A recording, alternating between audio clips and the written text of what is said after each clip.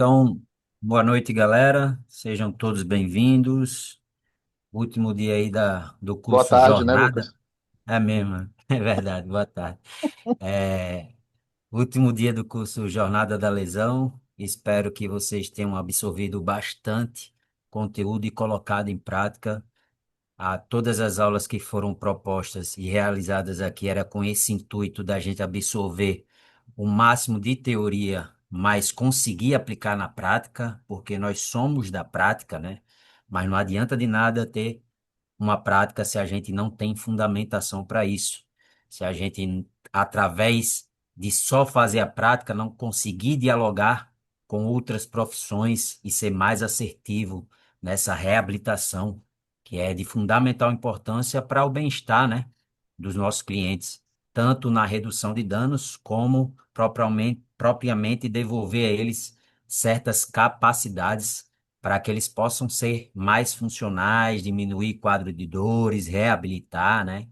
E também ter uma capacidade maior de entender e conseguir educar esses indivíduos onde não existe uma prevenção de lesão, porque se existisse a prevenção de lesão, jogador de futebol não se machucava, atletas olímpicos não se machucavam, né? Porque tudo que afasta financeiramente, psicologicamente, os atletas de estar desempenhando e performando são as lesões.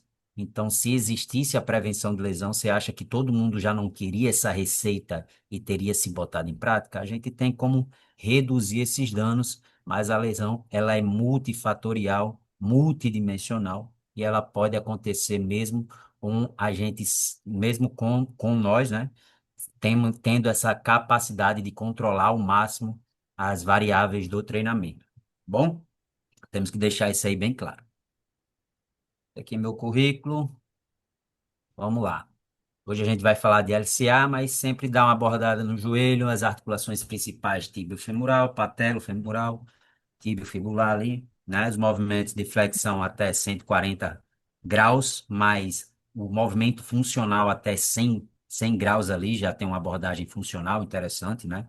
A extensão 0 graus, nós temos ainda um pouquinho de mais de extensão, que é a hiperextensão, até 10 graus aí, e ela pode ser modificada de acordo com as lacidões do tecido, doenças neurológicas, né? A frouxidão ali dos ligamentos possa com que essa hiperextensão seja bem maior do que 10 graus. Temos a rotação interna, 30 graus mais ou menos, e a rotação externa.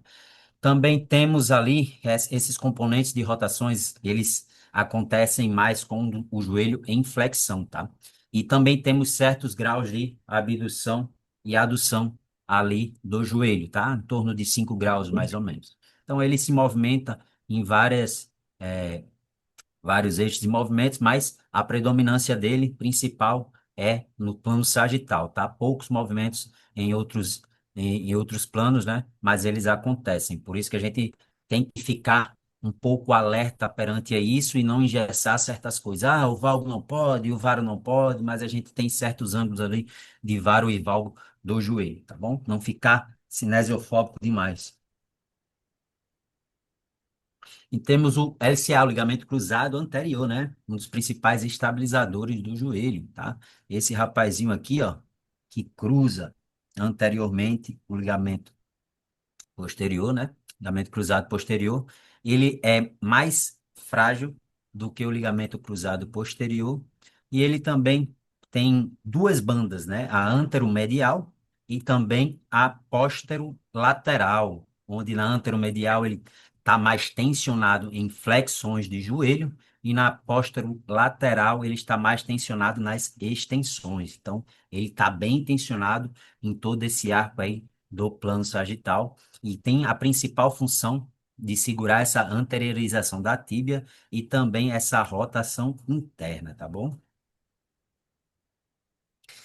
O joelho, eles têm um mecanismo de estabilização ativa e passiva, né? Ativa pelos músculos ali, estabilizadores dinâmicos, a cadeia anterior, os flexores de quadril, extensores de joelho. Então, temos vasto, temos ilho-psoas reto femoral, né?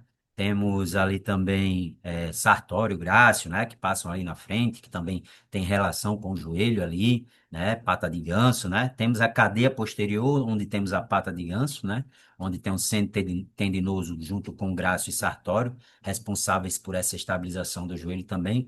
Bíceps femoral como um todo, cabeça longa, cabeça curta. Essa conexão de bíceps femoral e panturrilha dá uma boa proteção para o joelho. Também segura essa tíbia de ser anteriorizada junto com o sólio também, e temos o glúteo, principalmente ali na extensão e rotação lateral, onde ele tem relação também com uma conexão ali do trato do tensor da face lata, o trato iliotibial, onde tem conexões ali com o joelho também, tá bom? Glúteo é importante porque ele consegue dar uma estabilizada ali na pelve, aí que a pelve está conectada com o tronco, isso vai vir mais um pouco ali para frente. Tem a questão de segurar o fêmur em rotações, onde vai dar uma estabilizada ali na patela e no joelho também. Então, são importantíssimos estabilizadores. Temos o complexo posterolateral, aqui eu estou especificando bem os rotadores laterais ali, né? Glúteo, glúteo médio, glúteo mínimo, os pélvicos trocantéricos, né? Piriforme, obturatórios e quadrado femoral, gêmeos pélvicos, e os gêmeos também, né? Complexo adutor, né? Tem essa capacidade de manter essa pelve alinhada, a gente fica muito preso só no complexo lateral, e às vezes esquecemos que os adutores, eles são responsáveis por essa coordenação entre manter essa pelve alinhada. Eu preciso de uma boa estabilização e um bom sinergismo entre os abdutores e os adutores, para que não tenha nenhum componente de adução excessivamente ou de abdução excessiva dessa pelve, para que essa pelve se mantenha alinhada e, com isso, o meu joelho se mantenha alinhadinho para frente. Então, eu tenho uma ação isométrica entre compóstero posterolateral e complexo adutor. Às vezes, a gente só fica preso por uma questão de engessamento de pensamento, só preocupado com o glúteo, mas o glúteo por si só, ele não vai conseguir ter esse efeito de segurar o válvulo. As pessoas ficam muito presas e ficam só relacionando a ativação e fortalecimento e hipertrofia do glúteo, mas nosso trabalho é em cadeias. Se eu tenho um glúteo forte mais um adutor pouco fraco, excentricamente, isometricamente e até dinamicamente, essa balança, essa sinergia de equilíbrio, ela vai ficar muito deficitária e vão acontecer compensações coordenativas. Tá? E essas compensações coordenativas vão dificultar mais o centramento articular, vão trazer a estabilização por centramento, manter essa articulação centralizada e ali mais estável, conseguindo absorver mais cargas dinâmicas, excêntricas e isométricas, e assim se manter uma melhor dissipação de carga mecânica. É buscar sempre o centramento articular e não pensar exclusivamente no músculo. O glúteo médio não vai ter essa capacidade de controlar esse joelho no plano frontal. Sozinho, ele precisa de uma reação de cadeia, ele precisa de um tronco forte, que a gente vai ver mais um pouco à frente. Ele vai precisar desse tornozelo estável também, porque se eu tenho só um glúteo forte, por exemplo, e eu tenho uma relação ali entre inversores e eversores com déficit de força muito disparado entre um e outro, eu não vou conseguir controlar nessa ação de botar o pé unilateral no chão e manter a minha tíbia alinhada. Essa minha tíbia ela vai rodar, esse pé vai desabar e vai puxar mesmo esse glúteo muito forte ali, ele vai puxar esse joelho para frente, vai puxar esse joelho para dentro, ele vai puxar essa pelve para baixo, né? E aí mesmo você tendo o glúteo forte, você vai acontecer uma sobrecarga mecânica muito grande, justamente por essa instabilidade do tornozelo. Então, o tornozelo ele tem que estar bem rígido, ele tem que estar bem alinhado ali para absorver essas cargas e transmitir essa força para se manter como em cadeia, tudo alinhado. É a coordenação intermuscular, a coordenação entre as cadeias, tá? Não adianta eu pensar só na coordenação intramuscular do músculo específico se eu não consigo, na tarefa, me organizar. Então, não é só a parte intramuscular, a parte de ativação específica do músculo, mas de uma tarefa desempenhada como uma cadeia toda, tornozelo, quadril, coluna, tronco, tudo alinhado dentro de uma tarefa, para que assim essa tarefa seja desempenhada numa melhor forma e essa distribuição de cargas e economia de energia seja mais eficiente. Então, temos ainda os estabilizadores estáticos, que são os principais estabilizadores da articulação, né? Temos os estabilizadores ali da patela, retináculo lateral, retináculo medial, né? Temos o sulco femoral, onde a patela vai trafegar ali, por ali na fossa intercondilar. Temos os ligamentos, principalmente o ligamento cruzado anterior, cujo qual nós vamos falar aqui. E temos os tendões. Às vezes nós ficamos preocupados em só estar fazendo o esporte. Ah, não gosto de musculação. Eu vou só estar fazendo o esporte específico. Ah, eu só gosto de correr, não gosto de musculação. A gente não faz só aquilo que a gente gosta, a gente faz aquilo que eu preciso para desempenhar no esporte. Se eu só faço esporte e não faço um trabalho de força, essa sobrecarga vai ser incidida apenas nos tecidos passivos. As musculaturas não vão estar fortes o suficiente. E o que acontece é que vai gerar lacidões, frouxidões ligamentares com o excesso de tempo. Esses ligamentos vão receber mais impacto e vão começar as zonas de sobrecarga, chegando numa falha estrutural. Aí, às vezes, a gente tem aquele indivíduo que, um simples fato de descer uma escada um pouco mais forte, um pouco mais, de forma um pouquinho mais explosiva, ele rompe o ligamento. E a gente fica encucado, pô, mas não teve uma energia muito grande nesse evento, um trauma muito grande nesse evento para esse ligamento se romper. Só que sucessivas sobrecargas durante muito tempo, com falta de força da musculatura para receber esse papel e ajudar nessa dissipação, fez com que esse sistema passivo diminuísse sua capacidade de estabilização. E aí, por um simples movimentozinho, aconteceu a ruptura do ligamento. Isso é bem frequente, vocês podem ver vários relatos sobre isso, tá bom? Então, nós temos aqui, ó, ligamento colateral lateral, ligamento colateral medial, temos a patela, os vastos, temos também o tendão aqui, tendão do quadríceps e o ligamento patelar, a cápsula articular. Então, temos todo o mecanismo de estabilização ativa e dinâmica para manter esse joelho bem alinhado, bem estabilizado. E se eu perco a relação de um, eu acabo afetando o outro. Alguma dúvida? Por hora, gente, alguma dúvida do momento? Pode falar, qualquer coisa, pode interromper, Lucas, não tem problema nenhum, tá bom? Lucas, Opa, o Júlio falou assim ali no chat. Foi o que eu disse para um aluno essa semana. Estava com a ideia só de perder peso e queria perder mais peso, né, correndo e não fazer a força, com medo de ficar grande com o treinamento e queria fazer 10 quilômetros assim que começa a lesão. cara, é uma das coisas mais difíceis é entrar na mente das pessoas que correm, por dois aspectos. A corrida é o esporte mais democrático de todos. Você não precisa de nada. Se você quiser correr descalço, você vai lá correr, vai correr, basta apenas ter sua vontade. No começo, o cara faz 1 quilômetro morrendo. Na segunda. Na quarta-feira, o cara vai lá, já corre um pouquinho mais, já aumenta o volume.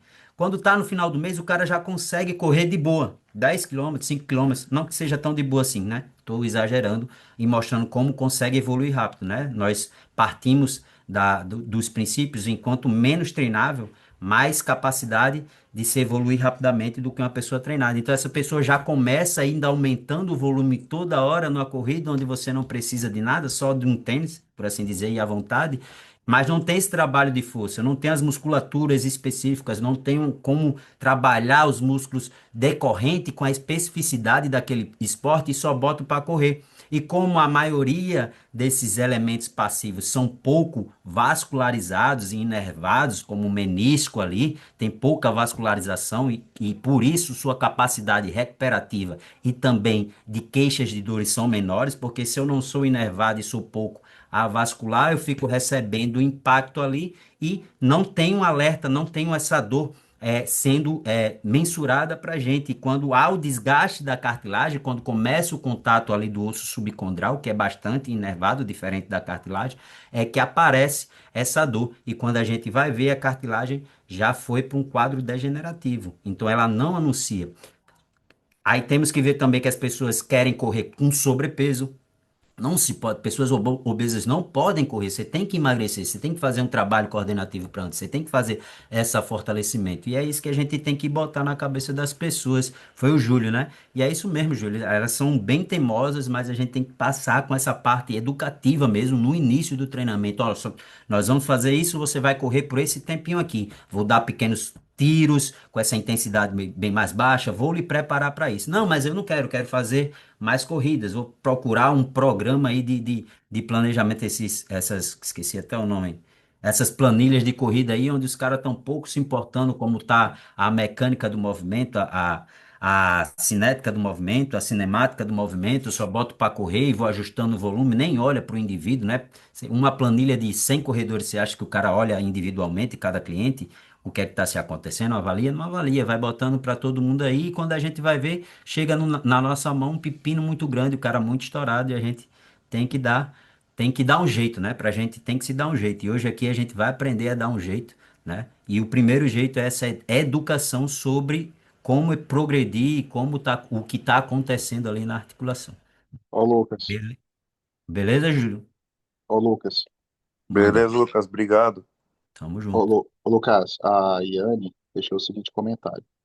Nos casos em que os jogadores de futebol não passam por um processo de desenvolvimento adequado, o que mencionei não é levado em consideração. Eles usam apenas máquinas para exercícios de fortalecimento e Perfeito. depois passam rapidamente para o treinamento específico do esporte sem estarem preparados. Perfeito. Isso era uma das coisas que eu ia falar até na abertura do Júlio lá, porque o treinamento tradicional da musculação, ele leva pouco ou quase nenhuma transferência para o treinamento do futebol ou da corrida, porque nós não vivemos dentro de uma máquina. Nós precisamos da interação com o ambiente, como a nossa estrutura vai se comportar de acordo com a tarefa. A aprendizagem, do movimento, a aprendizagem motora vai depender do indivíduo, da tarefa e do ambiente. Então, nós temos que ser específico para aquela tarefa que nós queremos desempenhar.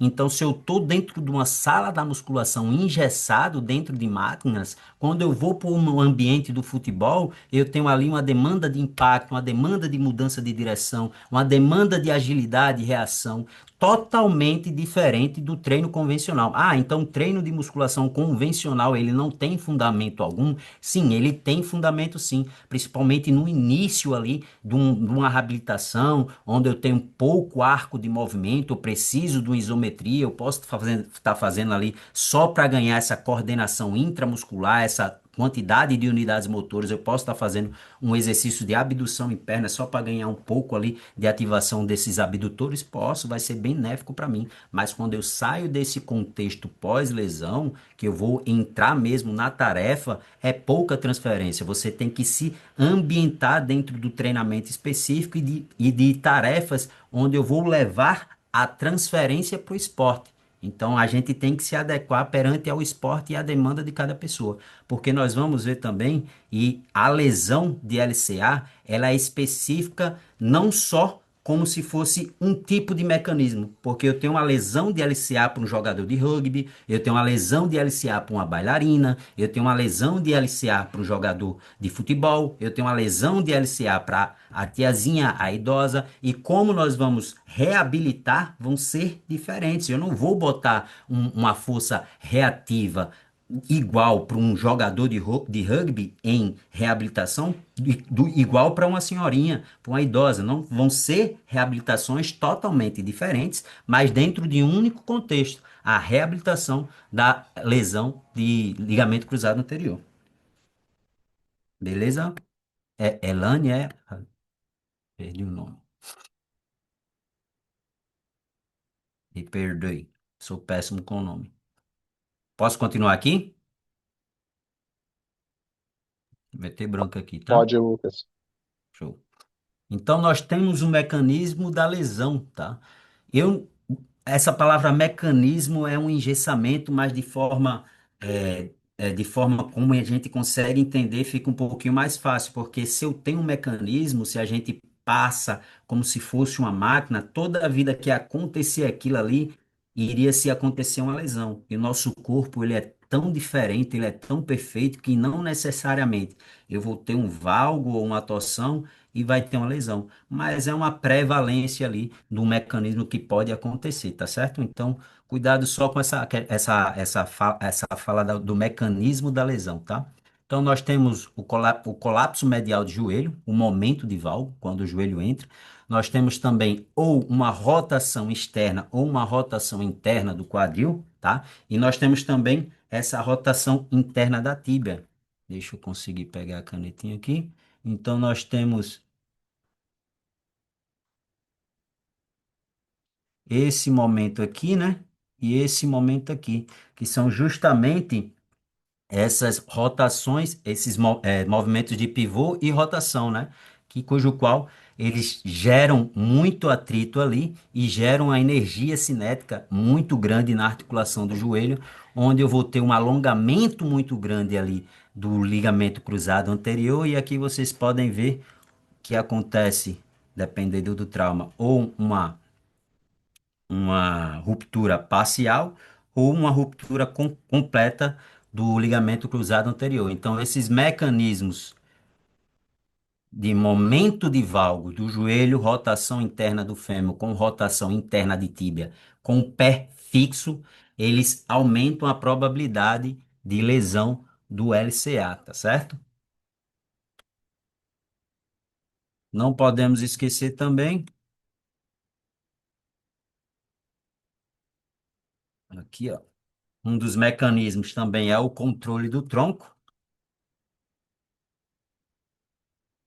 onde nessa perna de apoio vocês conseguem ver aqui que esse joelho está rodado para fora em rotação, eu tenho a tíbia rodada para dentro, no apoio unipodal, e meu tronco indo em direção à perna de apoio, o que aumenta ainda mais essa descarga de energia cinética ali nessa articulação. E aqui a lesão do Bruno Henrique também, onde eu tenho aqui, ó, o joelho apontado para lá em rotação externa, tenho essa parte indo para lá da tíbia, tornozelo, e eu tenho o tronco do outro lado. Então, o controle do tronco também tem relação com as lesões de LCA. Mais para frente a gente vai ver um artigo falando sobre isso. Então, eu tenho um trauma, eu tenho um impacto entre um jogador com o outro que provocou ainda mais essa descarga de energia sobre esse membro. E aqui eu tenho ainda, lembra que no início da aula eu falei que o LCA ele também está ali tensionado quando essa tíbia vai para trás? Pronto, o impacto com a hiperextensão do joelho também joga uma sobrecarga absurda a ponto de romper o ligamento cruzado anterior. Então, essa hiperextensão de joelho também tem associação com essa lesão de ligamento cruzado anterior. Então, nós temos justamente esses mecanismos que acontecem, oh, rapaz, que acontecem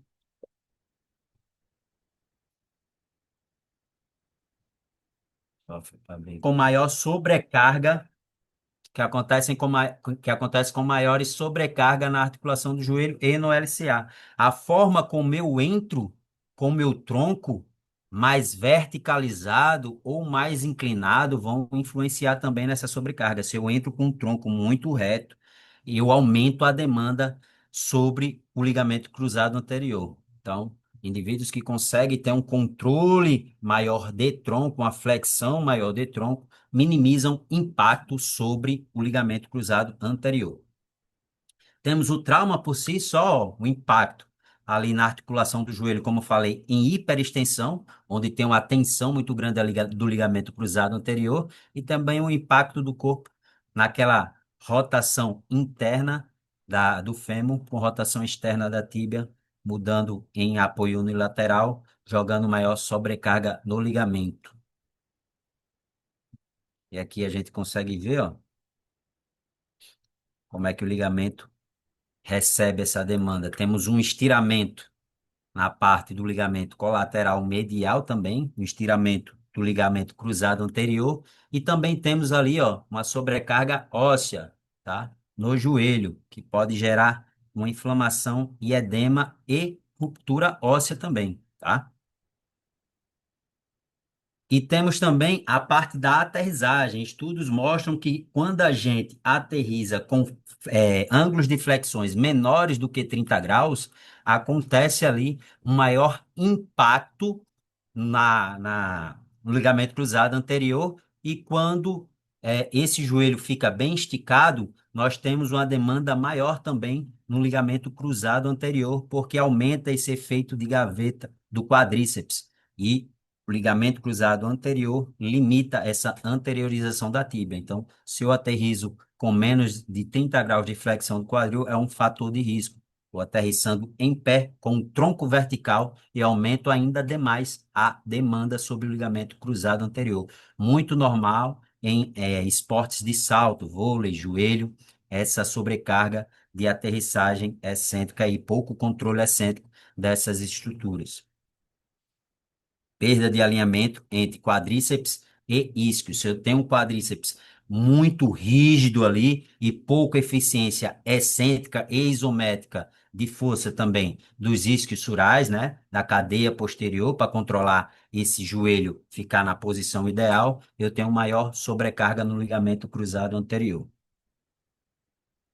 E aqui é a cinemática da lesão. Acontece primeiro um valgo em apoio unipodal. Esse primeiro momento de valgo, ele vai gerar uma compensação contralateral da pelve, fazendo um momento de varo também, onde eu tenho o primeiro contragolpe ali, eu tenho um estiramento ali do ligamento colateral medial com o valgo, um estiramento ali do LCA, que também controla essa rotação interna. Então ele vai bem estirado ali. Acontece um mecanismo para contrabalancear essa força da pelve, uma compensação da pelve. Acontece também, em segundo momento, um momento de varo, tá? E depois, para restabelecer esse centramento articular, acontece o segundo momento de valgo, e é onde geralmente acontece a lesão, né? Tem um impacto, um golpe no início ali das estruturas ósseas, desse lado aqui, e um alongamento das estruturas passivas daqui. Acontece o momento de varo na reestabilização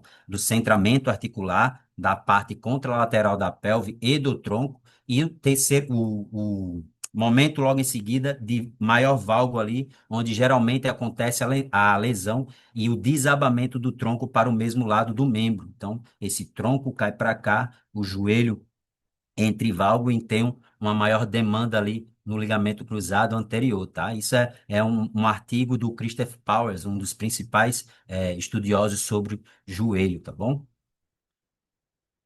Então, a cinemática da lesão, da ruptura do LCA, tem a interrupção dos sinais somatosensoriais do ligamento, né? O aumento ali dos nossos receptores que captam as cargas mecânicas, térmicas e químicas, né? Os sinais mecânicos, térmicos e químicos, então aumenta a quantidade de nossos receptores, levando a inchaço, inflamação. Acontece a instabilidade associada à lesão, né? No início há uma inflamação e um edema muito grande, né? Você não consegue movimentar, mas aos poucos você vai conseguindo movimentar esse joelho. E ali gera uma instabilidade, porque o ligamento é o principal estabilizador ali desse joelho, principalmente dos movimentos de rotação e pivô, e ali há uma instabilidade articular, podendo gerar falseios, né? Podendo gerar movimentos compensatórios, atrofia muscular, não só de quadríceps, que a gente vai falar aqui um pouco, mas também o encurtamento dos posteriores de coxa, né? Diminuindo a função dessas musculaturas, e os movimentos compensatórios em decorrência do rompimento do ligamento cruzado anterior. Então, nós temos a inibição artrogênica, que é quando acontece via córtico descendente, ou seja, top-down, acontece a lesão, o cérebro imediatamente corta os sinais diminui a ativação do quadríceps porque tem uma inflamação no local lá, então dá uma inibição das musculaturas do local e adjacentes, diminuindo essa capacidade de chegar sinal e dessa musculatura se contrair, se ativar. Então eu tenho um cenário ali onde essas musculaturas ficam literalmente inibidas. Aqui sim é uma inibição propriamente dita, e não essa inibição que se vende ou se vendeu nos últimos 5, 7 anos, de uma inibição por déficit ali de uso, né? Nós temos um glúteo mais inibido por simplesmente o indivíduo não usar, e não porque não chega o sinal propriamente dito. Aqui é uma inibição do sistema nervoso central, ele diminui essa ativação devido a uma lesão. A outra é apenas um déficit de ativação. Aquela musculatura não está sendo usada, então ela não precisa ser tão recrutada e fica ali. No momento em que você começa a atividade, você consegue recrutar mais facilmente essa musculatura. Diferente daqui, onde se precisam de mais abordagem para recuperar esse padrão de ativação. Temos aqui também, como eu falei, quando acontece a ruptura do ligamento cruzado anterior, nós temos a diminuição do fascículo dos posteriores de coxa, tá? Temos algumas evidências de moderada a alto ali sobre essa estrutura dos posteriores de coxa, diminuir o fascículo, apesar de não diminuir a área de secção transversa, né? Então, será que se eu tenho essa diminuição do fascículo, será que eu, para ganhar essa ativação no contexto geral das musculaturas, eu não preciso ganhar componentes elásticos, melhorar a extensibilidade do músculo, eu não preciso trabalhar em comprimento mais alongado para recuperar essa estrutura que está mais encurtada? Aqui também nós podemos dizer que é encurtamento. Nós temos um fascículo diminuído perante uma avaliação por imagem, né? O ângulo de penação do músculo está aumentado, então ele está de fato encurtado, e não como a gente vê nas redes sociais o encurtamento. Ah, esse músculo não ativa devido ao encurtamento. Nós não temos ferramentas na nossa lida, no nosso dia a dia, nas salas de musculação, para dizer que tal músculo está encurtado. Nós podemos dizer qualitativamente e não quantitativamente que aquela estrutura está pobre de movimento e não que aquele fascículo está reduzido. Então, a palavra encurtamento no dia a dia, ela não existe, tá, galera? Ela não existe. Ela existe uma estrutura posterior pobre de movimento. Até porque, se a gente só conectar alguns testes, como o teste de Lasseg, onde eu não consigo trazer esse pé esticado para perto do meu tronco, associar como se fosse só os posteriores de costa perante a isso. Porque eu posso ser que essa enrijecimento seja de uma panturrilha, seja de uma retração de outras estruturas ali, de uma fáscia plantar, por exemplo, tá? Onde eu, quando eu libero essa fáscia plantar, eu libero todo o caminho, toda essa cadeia posterior. Então, não necessariamente vai ser uma tensão de posteriores, isso tem que ficar bem claro. Então, tem essas alterações de inibição artrogênica ali do quadríceps e tem também essa alteração de tamanho de fascículos posteriores de coxa.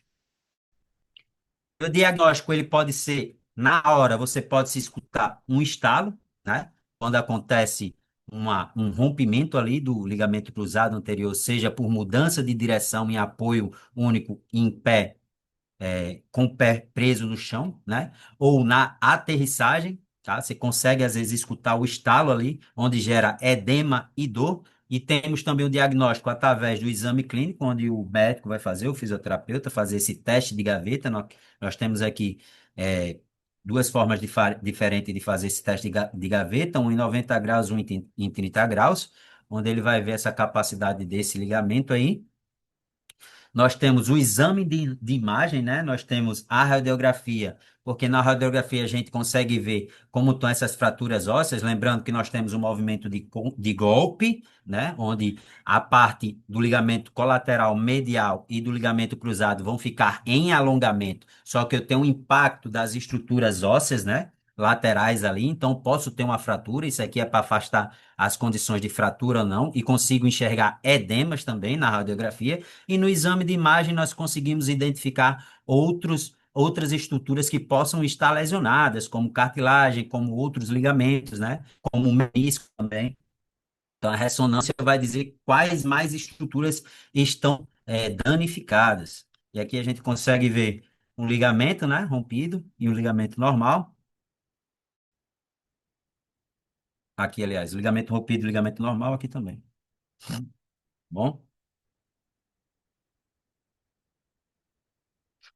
os enxertos, geralmente, eles são pegos, né, ali dos tendões do flexores, semitendíneo, grácil, eles pegam muito enxertos ali para botar, para substituir o ligamento cruzado anterior, tendão da patela, tendão do quadríceps, às vezes também tendão do fibular, tá?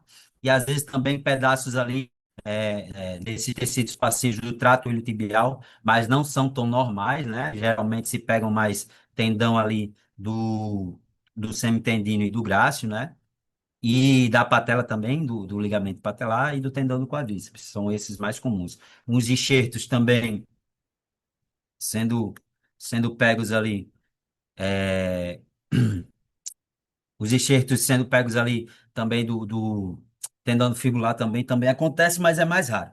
Também temos o padrão ouro, de como é botado esses enxertos, né? Feixe simples ou duplo feixe.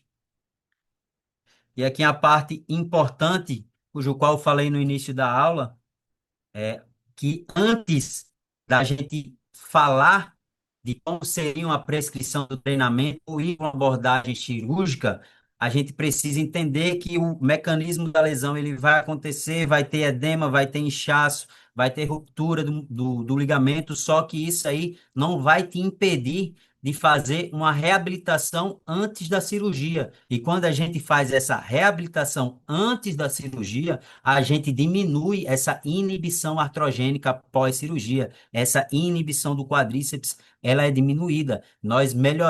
Vamos melhorar também essa recuperação pós-operatória ali no ligamento cruzado anterior. Então, é importante fazer a reabilitação pré-cirúrgica. E como é que vai ser essa reabilitação? Você vai focar em fazer movimentos no plano sagital, ganhar força ali de glúteo, ganhar força de posteriores de coxa, a estabilização do tornozelo para esses movimentos manterem uma estabilidade maior.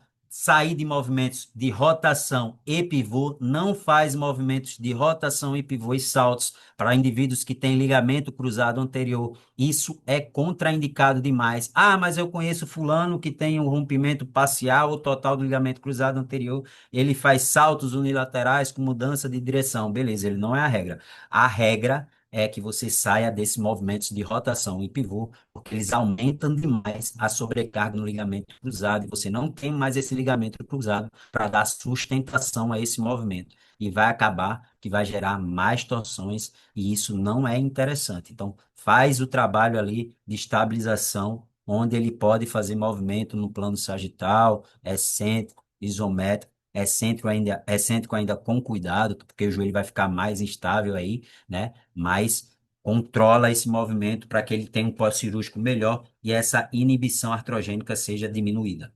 Alguma dúvida, galera, agora? Quiser perguntar, pode perguntar. Se ficou alguma dúvida também, para a gente não avançar e não se atrapalhar. Então, no estágio inicial, opa, volta. No estágio inicial, é a demanda em cima do fisioterapeuta, tá? O fisioterapeuta vai ter essa prerrogativa total, junto com o médico ali, assim que acabou a cirurgia, já tem um contato com o fisioterapeuta para ganhar esse arco de movimento, trabalho com gelo, aí vai as terapias que o fisioterapeuta vai ter que usar, ganho de mobilidade de movimento passivo, trabalho de isometria de extensores e flexores de joelho, tá? Não pode chegar com limitação de arco de movimento nas nossas mãos.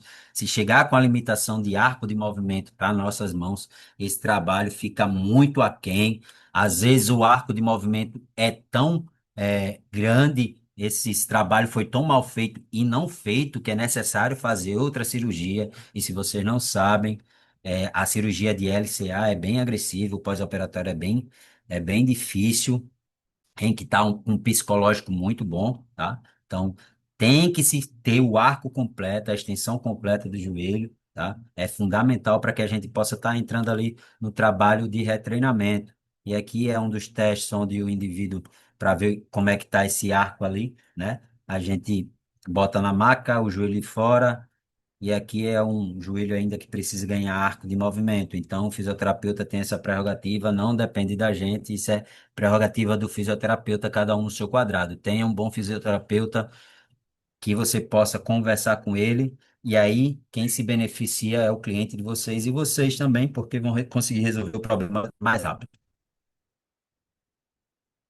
Então, saiu do trabalho do fisioterapeuta, nós vamos entrar no estágio 2, onde entra a fase de coordenação, que dura de 6 a 12 semanas aproximadamente. Nós temos a marcha na esteira, o ciclo ergômetro ali, né? O controle motor, a estabilidade, é a fase de coordenação, né? O trabalho das capacidades coordenativas, sempre do mais fácil para o mais difícil. Nessa aqui ele não tem tanto arco de movimento, né? Porque ele tem ainda um quadro doloroso, até ganhou essa extensão completa, mas ainda tem muito receio e ainda tem um pouco de inflamação ali. Então, você vai partir para exercícios isométricos, exercícios de estabilidades isométricas e vai evoluindo aos poucos nessa pirâmide aí de treinamento, né? Sempre pensando em movimentos básicos e mais estáveis, capacidades isométricas, pensar um pouco na propriocepção, sempre do mais difícil, do menos difícil para o mais difícil, para lá na frente chegar na especificidade em si. Temos o estágio 3 que é a fase de desenvolvimento de força, onde a gente aplica maior carga e essa sobrecarga é feita de forma gradual ali. Temos uma transição de aumento de sobrecarga já da 2 para 3, onde a gente consegue iniciar ali uma questão pliométrica, uma questão de salto já, mas no final da fase 2 entrando na fase 3 que entra a pliometria. Aqui com 13 a 20 semanas, nós entramos com a cadeia cinética aberta. Antes disso, pode mudar muito ali a estabilidade do enxerto, então não é interessante trabalhar cadeia cinética aberta no pós-operatório de LCA, só a partir da 13ª, 20ª semana ali, é mais seguro, tá? A partir da 16ª semana, começar com a corrida com a intensidade acrescida gradualmente, colocar mais superfícies variáveis, e a mudança da direção já começa a partir da 16ª semana. Então, a gente começa a ir aplicando mais sobrecarga dentro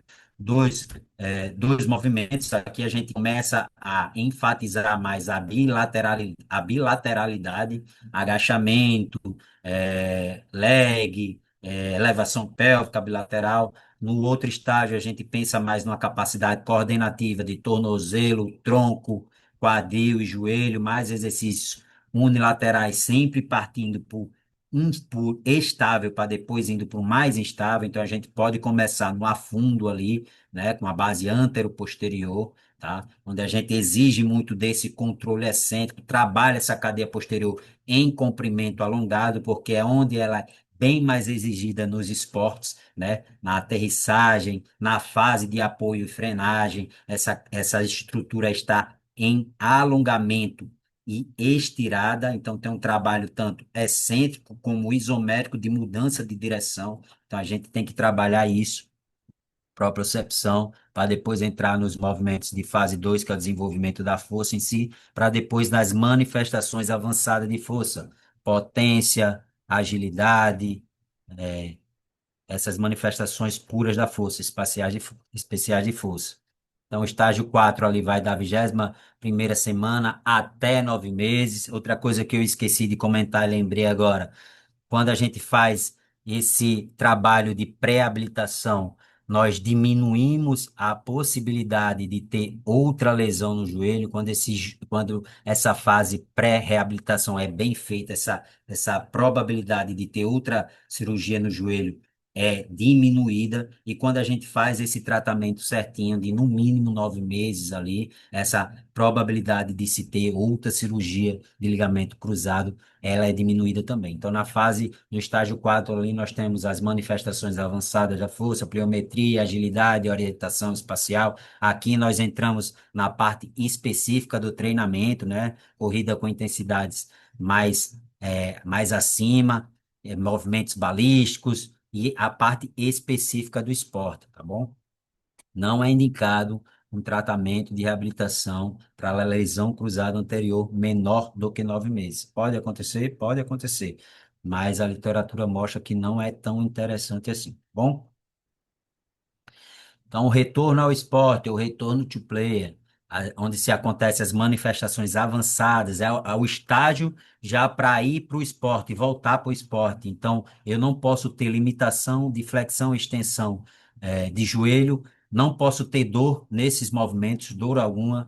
Tenho que ter uma recuperação de força de membro de um lado para o outro equiparáveis, tá? Não posso ter uma diferença muito grande do membro cirurgiado para o outro membro, sem edema, sem bloqueio de arco de movimento, que eu falei, andar e correr sem dor e sem mancar, conseguir correr em 8, né, sem dor, saltar bilateral e unilateral, fazer hops e bounds, né, e jumps bilateral, hops e bounds unilaterais, tanto com essa diferença de membros totalmente reduzida. Essas são prerrogativas de alta para quem fez cirurgia do ligamento cruzado anterior. E aqui para deixar para vocês uma forma de você estar usando na avaliação para saber se esse indivíduo pode ter alta. Então, aqui a gente consegue avaliar no e-balance test, onde você vai deixar o pé fixo no chão, mão na cintura. Você não pode tirar o calcanhar do chão. Você vai pedir para ele fazer esses movimentos aqui, sem tirar o calcanhar e a mão da cintura. Como é que está a diferença do membro afetado para o outro membro? Não pode ter uma simetria muito grande. Aqui eu trabalho o controle de tronco, joelho, quadril, dando essa estabilidade para o joelho. Aqui você consegue observar qualitativamente também. Temos o teste de step down, onde você vai avaliar tanto de frente como lateral. Se eu tenho uma inibição artrogênica do meu quadríceps, a probabilidade dele conseguir flexionar ele ou estender ele é muito pequena. Ele acaba fazendo isso com movimentos compensatórios. Então, o joelho ele flexiona pouco e há uma compensação do tronco da tíbia para que essa perna faça o movimento. E acontece o valgo, não por uma instabilidade ou força do quadril ali, mas por essa inibição ali do quadríceps. Então, ele tem pouca força ali no joelho, nas estruturas do joelho para fazer um movimento e acaba fazendo esse valgo sem ser por essa demanda de glúteo. E a gente fica querendo bater na tecla, só que o valgo acontece por uma fraqueza de glúteo e não é bem assim. Tá? Então temos o step down, onde a gente consegue ver isso aí também. Aqui é um vídeo onde minha cliente faz um step down.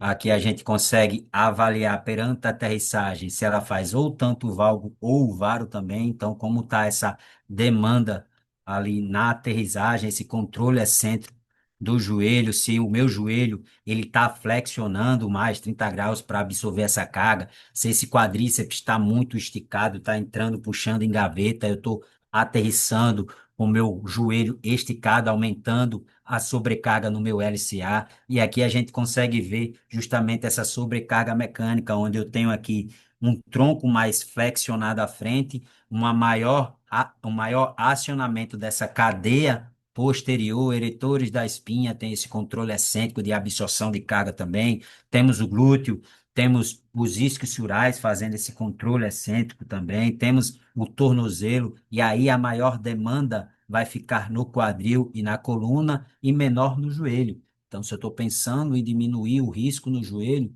eu jogo mais essa capacidade de flexão de tronco à frente é mais interessante. Eu aterrissar com esse tronco mais inclinado à frente é melhor do que o aterrissar com esse tronco mais vertical, ó, onde essa absorção de carga entre quadril e coluna é bastante reduzida e eu tenho uma maior demanda ali na articulação do joelho, e esse ligamento cruzado anterior recebe demais essa sobrecarga. Se vocês pararem para ver, atletas, quando saem do pós-cirúrgicos, eles principalmente fazem essa demanda de controles de salto, eles absorvem maiores os saltos com essa flexão, assim, treinam mais com essa flexão nessa posição que essa menina está aqui, um tronco mais à frente, para diminuir essa sobrecarga no joelho e diminuir essa sobrecarga no ligamento cruzado. Então, controle excêntrico na aterrissagem e filmar e ver como é que se comporta esse joelho em saltos é importante no quesito de avaliação e alta também. Então, estaticamente, a gente vai ver como é que está essa articulação do tornozelo. Então, vou ver como é que está essa dorsiflexão, como é que está essa rigidez, rigidez em forma de diminuir o arco de movimento. Então, se eu tenho uma amplitude menor que 36 graus ali de dorsiflexão, não é interessante eu estar trabalhando com saltos, né? Porque a minha capacidade de absorver impacto ela é bem reduzida. Então, tenho que ganhar esse arco de movimento ali, tenho que soltar esse tornozelo, e aí linkando a arco de movimento, a rigidez a arco de movimento, para deixar bem claro, porque eu posso linkar a rigidez à absorção do tendão patelar de absorver e transferir força, o efeito catapulta, a utilização da energia elástica para economia de energia. Então, me jogar para frente mais facilmente, isso aqui a gente tem que explorar muito no contexto do esporte e também no contexto da reabilitação. Essa a capacidade tendinha de absorver e transmitir força, prevenindo e economizando energia nas articulações.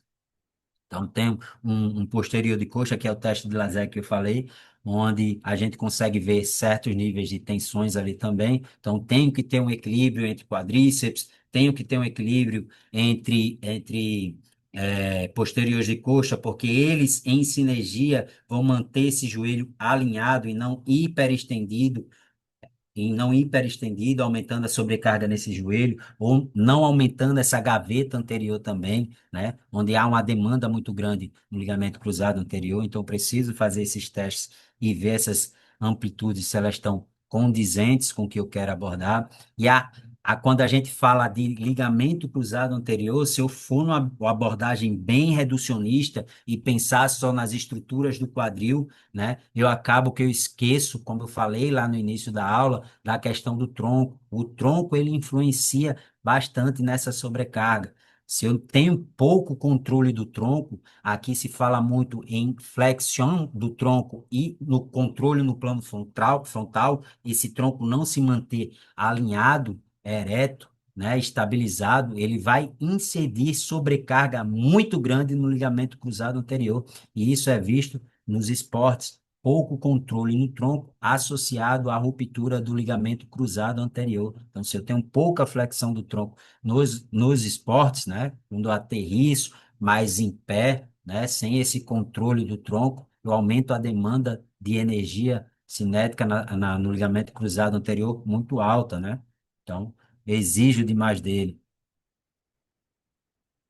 Aqui o genovalgo, por si só, ele já joga uma tensão no ligamento cruzado anterior, mas não podemos ter essa visão reducionista e cartesiana de que pessoas que têm genovalgo vão ter o joelho, o ligamento colateral anterior, o ligamento cruzado anterior rompido. Mas eu tenho uma tendência de estar com essas estruturas mais alongadas, o ligamento cruzado também mais tensionado, né? E essas estruturas ósseas mais comprimidas, com maiores atritos ali. É uma tendência desse padrão, não que vá acontecer.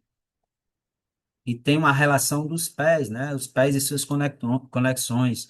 Lucas Guerreiro aí é um grande profissional que fala muito sobre essa questão da avaliação postural, sobre essas conexões entre as estruturas, né? Do pé à cabeça, que para mim também é fundamental. Então, a gente tem que pensar nessa questão do controle postural, essa questão de sensorial, do nosso controle postural, de levar informações para o cérebro, onde o pé é nosso principal receptor e captor sensorial de informações do pé para levar para a cabeça, e assim a gente emergir demandas top-down, né, do centro para as extremidades. Então, o pé é fundamental nessa capacitação de informação, né, captação de informação.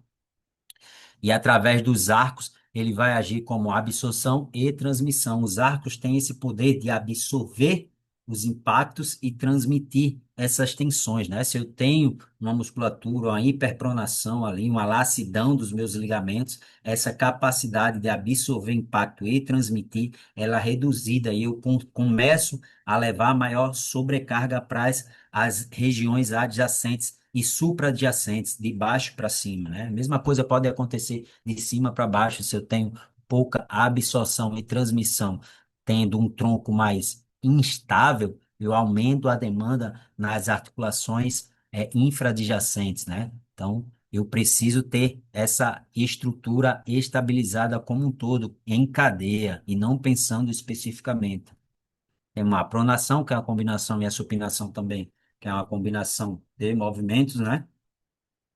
Que podem incidir nessas adaptações de forma causativa, quando o pé é o problema, eu tenho um desabamento do arco que está gerando essas instabilidades de baixo para cima, né? Eu posso ser um pé adaptativo, onde essa instabilização está vindo de cima para baixo, o pé só está refletindo o que ele recebe lá de cima. Só que a gente tem que ver isso estaticamente e dinamicamente. Dinamicamente é mais fundamental ainda. Estaticamente eu consigo enxergar um pouco ali, mas não quer dizer que isso vai acontecer mediante a tarefa. A tarefa, como se o indivíduo se comporta mediante a tarefa, é mais fundamental do que analisar estaticamente uma estrutura, porque o movimento é que vai dizer o que ele está precisando, se ele tem pouco controle coordenativo das estruturas ou não. Eu posso ter um joelho valgo, mas eu tenho uma capacidade tendinha do meu tendão de Aquiles de absorver e transmitir carga, eu tenho uma rigidez nessa palavra de absorver e transmitir carga do meu tornozelo muito grande que não vai reverberar para a minha articulação de cima, não vai reverberar para o meu joelho. Então, não quer dizer que por eu ter um pé pronado, que isso vai atingir o meu ligamento ali, o meu joelho, jogar mais sobrecarga, porque eu posso, mediante a tarefa onde eu aprendi, onde eu me programei, onde eu ajustei os mecanismos posturais antecipatórios e compensatórios através do movimento, através da minha variabilidade motora, do meu repertório motor, eu junto tudo ali e consigo executar a tarefa de forma perfeita ali, mesmo estaticamente dizendo outra coisa. E aqui eu gosto de separar por fases, porque o indivíduo, quando chega para fazer a reabilitação, a gente se perde um pouco no passo a passo. Então, como ele tem pouco movimento, como ele tem pouca estabilidade e pouca coordenação intermuscular e intramuscular, ou seja, a coordenação como um todo de cadeia e coordenação específica de cada músculo, eu gosto de começar com a base. Você pode estar fazendo um mostro ali para ganhar essa ativação de glúteo, enquanto você vai ganhando ali movimentos ativos, fazendo também trabalhos de isometria, que a gente vai ver aqui depois, para ganhar essa recuperação dessas estruturas, aumentar a quantidade de unidades motoras que ficaram deficitárias devido à inibição e devido à falta de movimento. Então, você pode começar pensando num mostro ali, não esse aqui que já é mais avançado, mas um mostro normal, onde você vai fazer uma abdução ali em 45 graus, para você ali ganhar força de glúteo médio,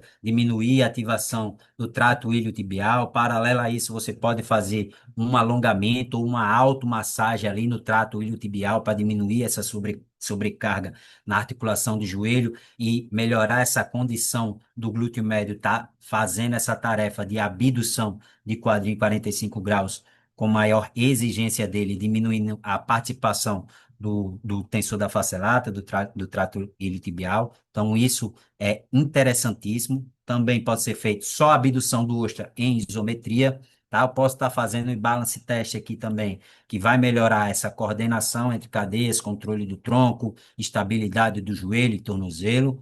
Indivíduos que têm pouco arco de movimento, aqui é trabalhando a propriocepção.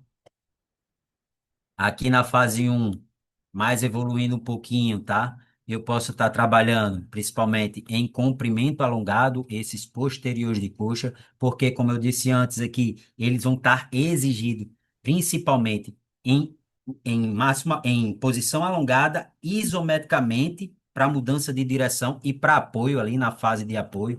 Então, estou com o joelho ali, ó, esticadinho.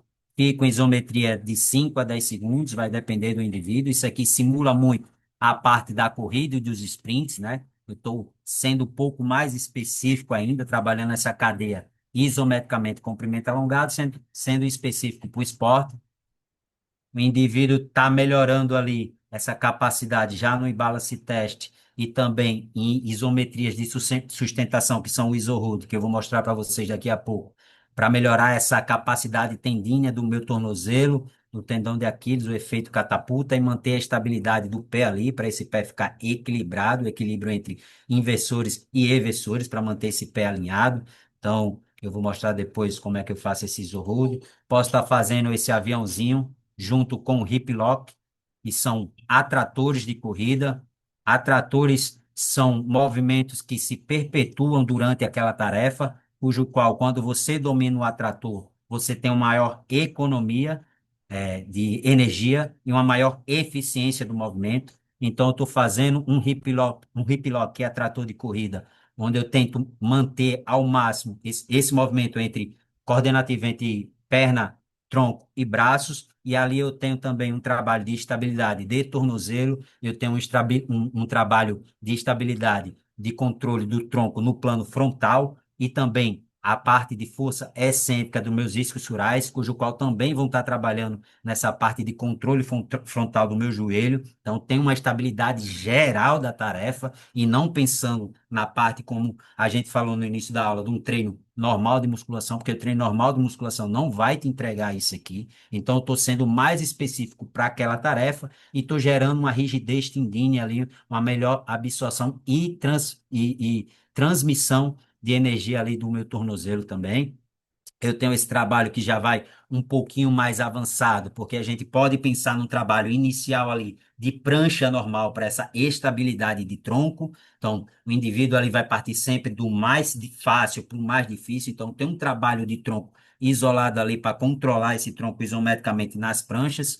E eu posso avançar um pouquinho mais quando ele já está ganhando mais movimento e mais segurança. Eu posso estar fazendo esse trabalho de tronco aqui de forma diferente, né? Uma forma mais específica para coordenar as estruturas, né? Uma coordenação intermuscular entre tronco, tornozelo, joelho, quadril, pelve, de uma forma dentro da tarefa. Então, eu mantenho esse controle, é a primeira vez que ele está fazendo isso, então mantenho esse controle também através da tríplice extensão, extensão do tornozelo, extensão do joelho, extensão de quadril, dentro de uma tarefa de estabilizar a minha pelve e o meu tronco no plano frontal.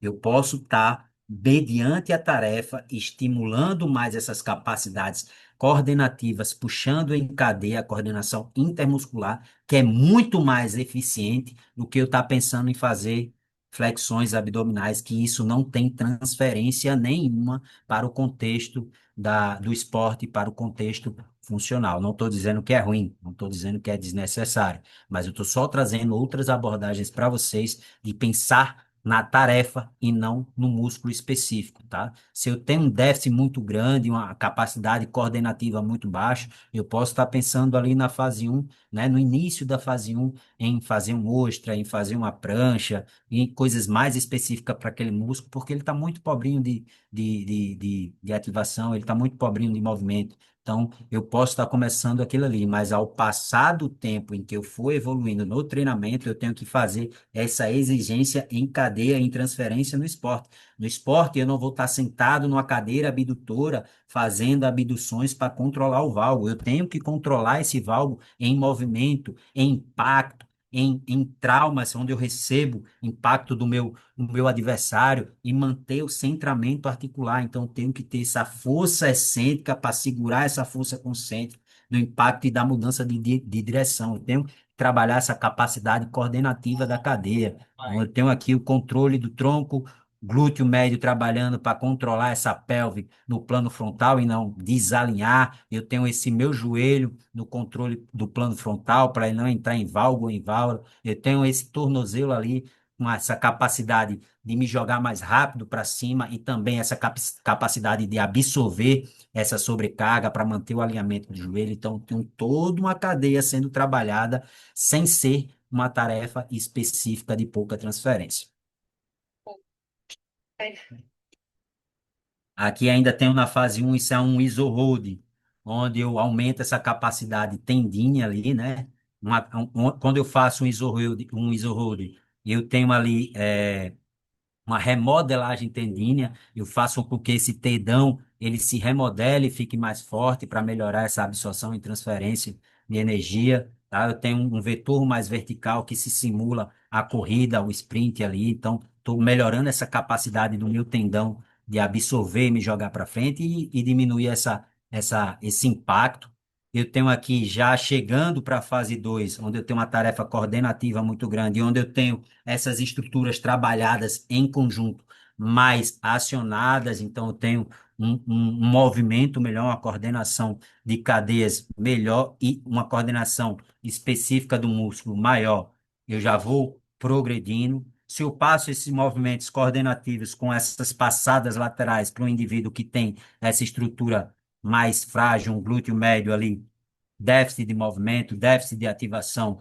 Quando eu faço essa passada lateral, é muito normal vocês relatarem para os clientes de vocês iniciantes, cujo qual eles vão dizer que, eu não estou sentindo o meu glúteo, eu só sinto aqui na lateral da coxa aqui, aponta ali para o tensor da face lata, aponta ali para a lateral da coxa mais embaixo, mas glúteo que é bom não sente. Eu já escutei isso várias vezes dos meus clientes porque eu fiz esse teste. Eu fiz esse teste de propósito para saber como é que seria essa ativação perante um movimento um pouquinho mais complexo do que habitual. Aqui eu tenho que ter uma capacidade coordenativa de braço e tronco, hip lock, perna, controle do tronco, controle da fase concêntrica, excêntrica, isométrica, porque ao passo do que eu abro essa perna nessa passada, eu tenho o meu glúteo ali fazendo a abdução e controlando esse pé para tocar no chão, e eu tenho outro glúteo ali fazendo um trabalho isométrico para não deixar aqui, ó, esse joelho entrar demasiadamente. Então, ele é trabalhado ao tempo todo, os dois lados, tanto no controle concêntrico como no controle excêntrico e isométrico. Então, eu exijo muito desse glúteo, só que se ele não tiver apto para desempenhar a tarefa, o meu corpo não quer saber se esse exercício é para glúteo. A gente fica preso nessa musculação tradicional, onde se tem, eu vou fazer esse exercício para direcionar mais para o glúteo. Mas espera aí, se o glúteo tiver com um déficit de ativação, você tem certeza que você está direcionando para ele, você pode estar botando ele para fazer uma abdutora a 45 graus ali, mas o teu cliente ele vai relatar não no local do glúteo, ele vai relatar em qualquer outra parte, menos naquele local do glúteo, porque você está restrito no movimento. Ele vai disponibilizar quem está eficiente para fazer a tarefa e não quem é o motor principal daquela tarefa. É uma diferença bem grande e conceitual, tá? Por mais que aquele exercício cadeira abdutora a 45 graus seja mais direcionamento para o glúteo médio ali, para suas fibras posteriores, se ele não tiver essa musculatura forte, coordenada para fazer isso, ele vai buscar quem tiver disponível para desempenhar a tarefa e vai entrar o tensor da face lata, que mesmo ele estando um pouco mais incapaz para fazer a tarefa, ele vai entrar no jogo, ele sempre entra no jogo, não tem como a gente deixar um músculo só no jogo. O músculo pode predominar, se ele tiver com déficit ali, ele não vai predominar, mas ele pode predominar perante os outros músculos, mas ele não vai desempenhar essa tarefa só. E quanto mais deficitário ele for para desempenhar essa tarefa, nosso corpo só pensa em desempenhar a tarefa, ele vai chamar quem tiver disponível. Então aqui eu já boto quase na fase 2 ali esse movimento, tá? Eu já vou jogando para uma parte de ativação do meu glúteo para os exercícios. Às vezes eu jogo isso aqui para a parte de ativação para os exercícios de pliometria, onde eu deixo esse glúteo mais acordado ali, um aquecimento, tá? E aqui, onde eu posso fazer outra forma de controlar meu tronco no exercício específico, onde eu faço o controle do tronco, por exemplo, para simular ali numa parte de aquecimento e de ativação para o treino específico para a corrida, onde eu gero esse controle do tronco, para o tronco não desabar para nenhum lado e trazer a pelve, né? E trazer a pelve basculando excessivamente. Eu mantenho o controle do tronco e da pelve no plano frontal ali. Então vocês vão perceber minha esposa linda e maravilhosa fazendo aí, perfeitamente. E aqui eu tenho esse apoio unipodal ali, os posteriores de coxa. Então, aqui junto eu tenho um alongamento estático dentro da tarefa dos meus posteriores de coxa, né? Em flexão aqui. Eu tenho o meu quadril em extensão. Então, eu tenho uma ativação da minha cadeia posterior aqui, fazendo esse movimento, porque ele está travado em extensão para estabilizar. Então, eu tenho um trabalho de alongamento também dos membros inferiores numa tarefa de estabilização do tronco e membros superiores. É um trabalho global e não um trabalho só reducionista específico. Eu estou trazendo a especificidade para o que eu quero treinar, tá bom? Então aqui eu posso controlar de acordo com a velocidade que o indivíduo está fazendo, sempre iniciando com velocidades mais baixas e até máximas velocidades, que é onde ela perde um pouco esse controle e você consegue avaliar no sprint dela como é que está esse tronco aí, como é que ela consegue fazer esse tronco. Lógico que não é igual ao ela estar correndo em máxima velocidade na esteira, mas aqui a gente consegue fazer uns parâmetros coordenativos de como ela pode estar fazendo isso aqui também. A gente consegue avaliar e ativar, beleza? Aqui também eu tenho, essa band aqui é na linha do joelho, tá?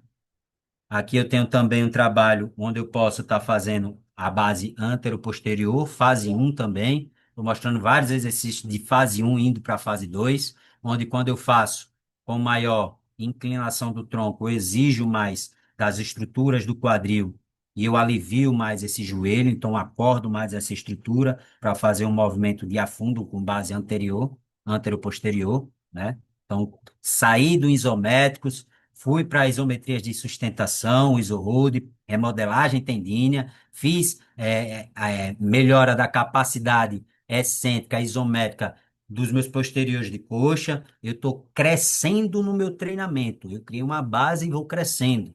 Tá? Aqui eu tenho um trabalho de abdutores também, com bend, tá? Isometria. Exploro bem essa isometria nessas fases iniciais. Aqui um trabalho dinâmico de estabilidade também, controle do tronco, single leg, deadlift, estabilidade de tornozelo, controle do tronco. Eu faço esse exercício também, não fazia não, tá? Mas a professora aqui tá feito de forma divina, eu não quis me botar aqui não, porque não seria tão bem como esse.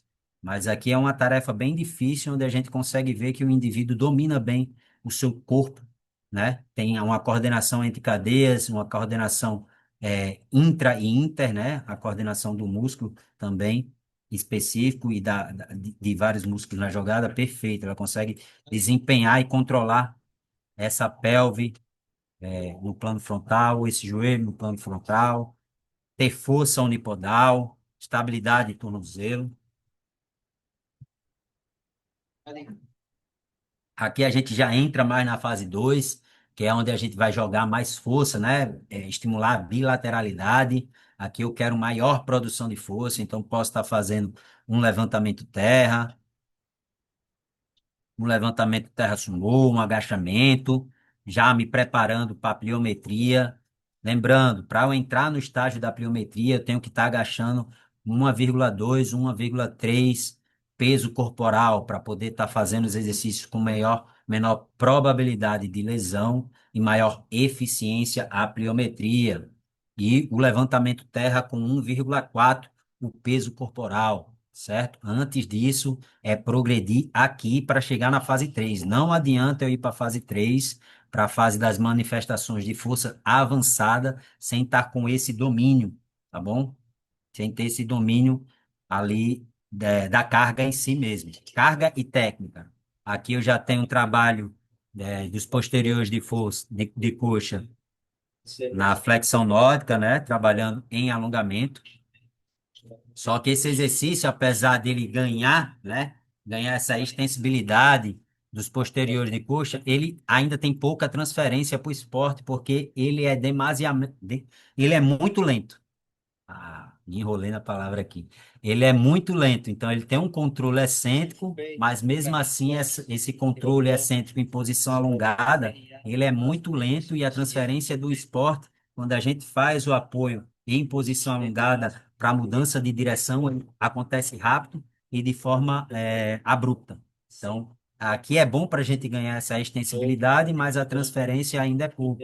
Podemos botar aqui um controle de tronco também, né? Para essa fase de desenvolvimento de força, fase 2 do treinamento. Aqui eu já boto os adutores para trabalhar isometricamente e dinamicamente, né? Onde a gente precisa bem deles fortes para ter essa sinergia e ali tem um componente estabilizatório durante a corrida, durante os saltos, né? Durante toda essa questão de equilíbrio entre adutores e abdutores. É fundamental, a gente só pensa no componente abdutor, esquece o adutor.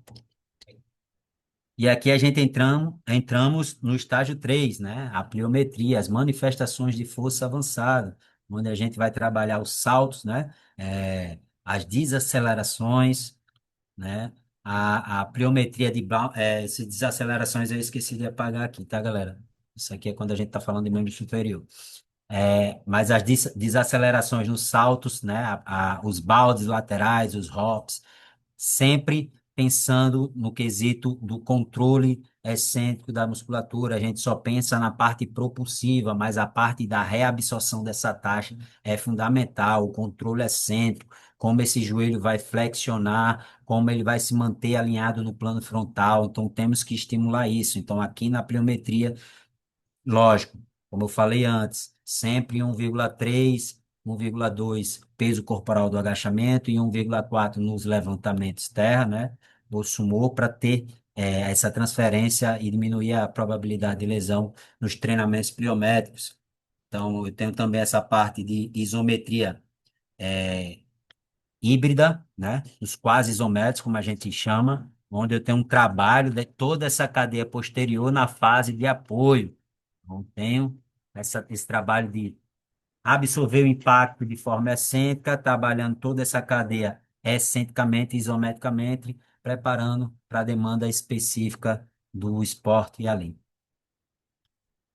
Então, avalie os saltos, avalie essa questão da especificidade do esporte e esses controles de tronco, tornozelo, pelve e quadril para estar diminuindo essa dissipação de carga na articulação de joelho e no ligamento cruzado anterior. E aqui para deixar para vocês de forma mais simples, como é que eu boto, né? O volume e a intensidade. Primeira fase, 2 a 3 sets. Lembrando, maior quantidade de repetições para ele absorver o gesto motor, né?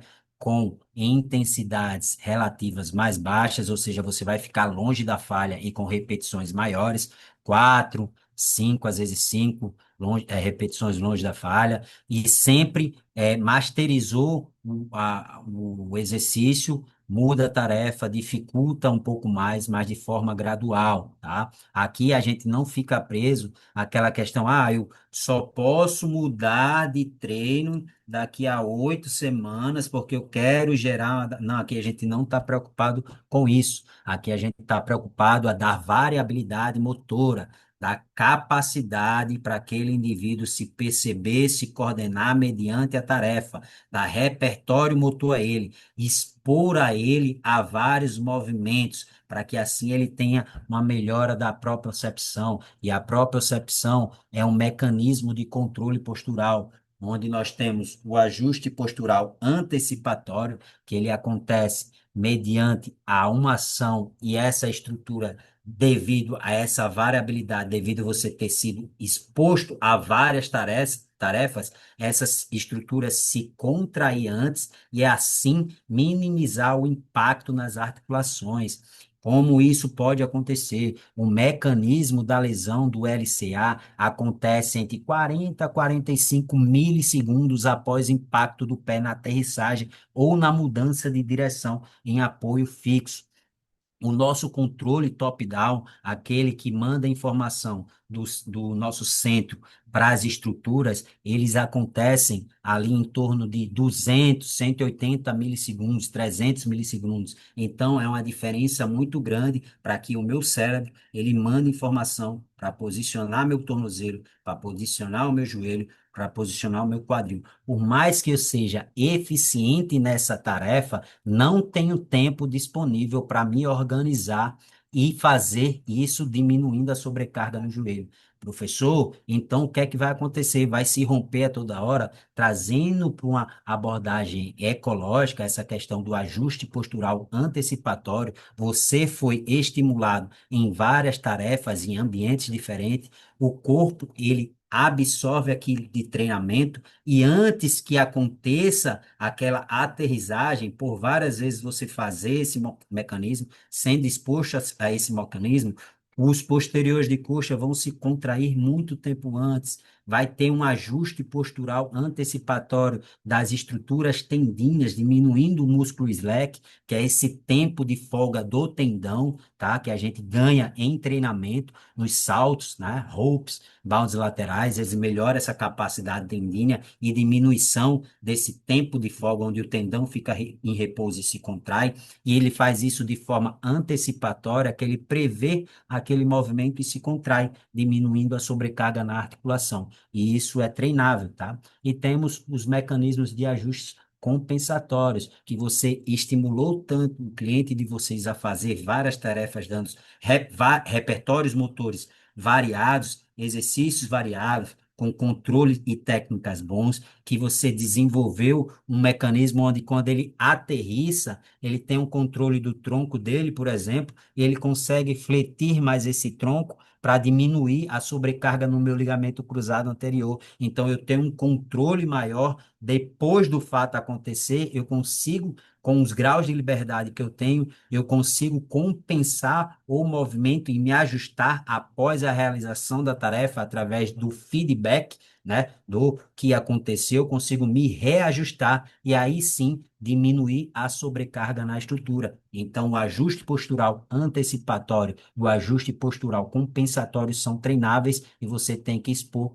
gradativamente as intensidades e volumes também dos clientes de vocês para que isso aconteça, tá? Então é mais sobre variabilidade, você expor a mecanismos diferentes, expor a exercícios diferentes, melhorando essa variabilidade, dando repertório motor para esse indivíduo, que vai diminuir essa probabilidade de lesão e não pensar em ativar glúteo ali só especificamente para que ele vai ser o responsável por controlar esse joelho valgo e diminuindo assim essa probabilidade de sobrecarga no ligamento cruzado anterior. Na fase 2 a gente tem o aumento progressivo da carga, então ali eu vou estar enfatizando a bilateralidade para ganhar força, para ir para os exercícios pliométricos com melhor transferência e diminuição de probabilidade de lesão. E na fase 3 ali, eu tenho a questão da potência, da mudança de direção, da reação, a parte mais específica do esporte ainda, ali a introdução do esporte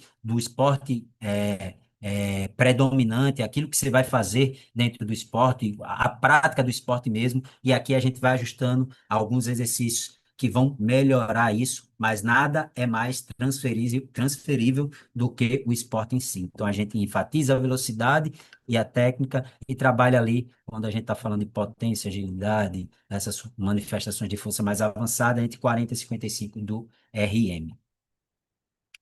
E é isso, galera. Por hoje é isso. Queria deixar essa frase para vocês: o sucesso é a soma dos pequenos esforços repetidos dia após dia.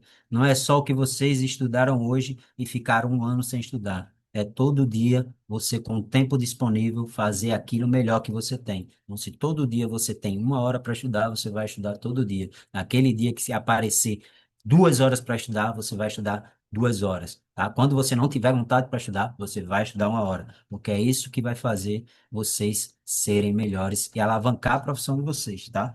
Estudar é fundamental e estudar botando em prática é a receita para o sucesso. Agora é a hora das dúvidas, estou à disposição de todos. Pode meter Ô, bronca aí. Lucas, oi? Oi, estou escutando. Ô, meu amigo, seguinte, eu tava conversando com a Simone aqui, a princípio, a gente reagendou a aula dela ali de entorse para terça-feira, só que ela vai gravar o conteúdo. Então, nesse momento, a gente vai ter um pouco mais de tempo até para os colegas perguntarem, para a gente bater um papo, eu não sei a tua disponibilidade também, pode ser? Não, pode ser, mete bronca. Estou aqui, estou livre já. Só Então, não fiquem à conseguia vir vontade aí. antes. Agora eu estou livre. Pode ir. Agora eu queria que abrissem a câmera aí e falasse também. Porque pareceu que eu fico falando sozinho aqui. Ó, intimidou. Ó, meu amigo, se tu quiser parar até o compartilhamento da tela aí, que aí fica Opa, melhor, que aí tu consegue ver a galera. é mesmo. Oi, caramba. Pronto. Bora lá, gente. Espero que vocês tenham gostado da aula, tá?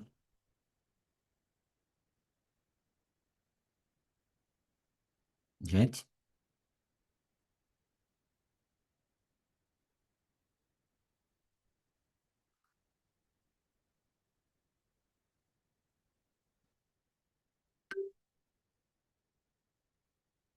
E aí, tudo bem, Lu? Tudo bem? tudo ótimo. Não, show de bola. Gostei muito da sua aula, gostei do que você falou aí do pessoal, né? Parar com essa coisa de falar que é alongamento, que tudo tá encurtado, que não sei o quê. É, Gostei. Nossa, cara, se metade da turma parasse de falar merda, já tava bom demais. concordo. E achar que o alongamento estático, porque só serve o estático, vai mudar tudo, né? Se o alongamento estático fosse mudar tudo, a gente não precisava ir para academia, é só ficar alongando em casa que dava certo, né? Oh, Não, e sabe qual é o doido? Sabe qual que é o doido? Você falou sobre se o alongamento resolvesse tudo. E o próprio alongamento estático, isso já está bem documentado, ele de alguma forma já gera hipertrofia. Então, uma pessoa que não, diz que não tem tempo, né, Simone? O alongamento, de alguma sim. forma, até pode trazer uma repercussão de ganho de massa muscular, mas a pessoa vai ter que ficar, sei lá, 50 anos alongando. É. E se ela for muito ativa, isso aí vai por ser um curto período de tempo. Não, mas o interessante é que eu acho que os profissionais falam isso, não é o aluno, o paciente. Os profissionais Cara, falam.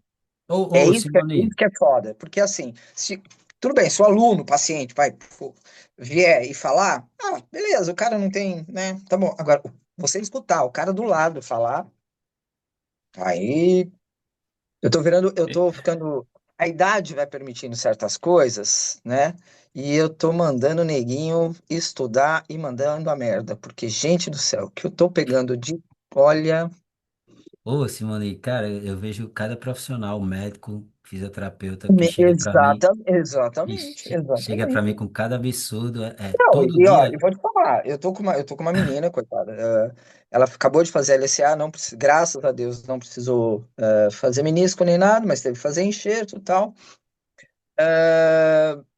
e tadinha, ela não tem condições, e eu falei que eu assumi, eu falei, ó, não vai ter custo nenhum para você, eu faço tua reabilitação. Mas, assim, e o que aconteceu? Ela estava fazendo num lugar e estouraram a cirurgia da menina. Estouraram o enxerto da menina, flexionando a perna da menina. É, Ela estava com 3 semanas, acontece. passando. Eu fiquei horrorizado. Eu falei, gente, não é possível. Não é possível. Então, assim, tem Não, certas coisas que eu falo, meu, gente, e a gente que estuda, a gente estuda, você vai lá, você faz, aí tal. Ih, mas adorei, é ótimo. E essa coisa do valgo também, né? Um tal de, você tem valgo dinâmico, vai morrer. você vai fuder seu joelho. Vai porra, carinha nenhuma, você teve a vida inteira. O, Então, o, também não é Existe, assim, né? Não existe é um assim, né? engessamento é, de Olha lá, informações. mas Eu, não. eu vejo que existe um engessamento de informações no sentido, vamos dar um exemplo besta, mas um profissional que, vamos dizer que deu certo, treinando atleta principalmente, ou renome, falou que valgo de joelho tem um encurtamento de adutor, uma Ah, inibição, uma fraqueza do glúteo médio, o quadrado lombar é hiperativo, está roubando ação, ninguém trabalha. Então, resumindo, essa pessoa não pode caminhar no seu dia a dia, ela não pode Nada, né? ficar Não em faz nada. pé, porque senão não vai funcionar Nada. esse mecanismo. Mas aí não sei se seria a falta de interesse ou talvez numa incompreensão momentânea acaba replicando aquilo. E aí tem uma fala para uma patologia ou uma disfunção que seria, por exemplo, algo de joelho, seja ele dinâmico, estático, enfim. E aquilo é aplicado e se repete, e se repete, e se repete, e segue essa lógica de alongamento, essa lógica de fraqueza, hiperatividade, encurtamento, enfim, onde na verdade se contextualiza muitas vezes pelo próprio entendimento que a pessoa tem do movimento, própria percepção da mesma, e como que ela vai responder a uma situação de impacto, a uma dinâmica mais intensa ou menos intensa, uma corrida ou uma atividade com peso em si. isso. Mas Como ela a está parte. desempenhando a tarefa. É só Exatamente, pensar na tarefa. exatamente, Então, Lógico, mas exatamente. aí entra. a postura é importante, Então, né? mas aí entra Mas também a parte que eu pego muito no pé do pessoal, do profissional, é aquela coisa, tá bom, você tá vendo o físico. E aí a pergunta para a pessoa, como é que você faz? Você sente alguma coisa? Você não sente? Como que é você subindo, você descendo uma escada? Como que você tal? Meu, você não tem que ficar igual o Lucas falou, assim, né, naquele engessamento. Porque a pessoa pode, e de repente, mesmo depois pós-lesão, ela pode desenvolver um outro jeito de pisar. A gente vê, não tem, ainda mais agora. Eu tô com uma paciente com uma cirurgia de sindesmose, né? Uma coisa absurda, assim, caiu, né, na porta de casa. E eu sei que o padrão dela, da caminhada vai mudar, 68 anos, o padrão vai mudar. Eu sei que tudo, a gente tem que melhorar tudo, você tem que pensar no todo.